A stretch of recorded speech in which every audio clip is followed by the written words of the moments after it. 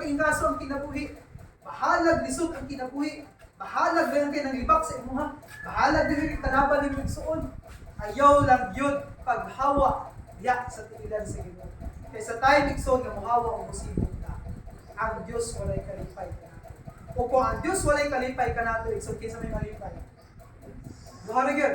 Kung ang Dios dili malipay, ang yawa igsoon mag-celebrate. O kung makita sa yawa igsoon nga wa na gid ka nangalagad ngadto sa Ginoo, naa na gid ka nibalik na gid ka sa imong kinabuhi sa pagkadautan diha sa iya sa yawa igsoon. Ang pinakadelikado, once nga ang imong kinabuhi igsoon, diha ang katataman. Ang imong pagpangalagad igsoon, pila ka dili dito, di ka nagpalito siya. Inibalik sa Ginoo. Ang imong kinabuhi sa presente, mo na ibasihan sa pagkakasya. So, kita, malasig na rin na lang. Ilog na sa itong pagpangalagad, dili na tuwad ko na itong pagsalig o pagtuong na ito. Nanuman, kay kining tanan nigsoon, dili ko rin makawa. Kining tanan nigsoon, daw na rin inibalos.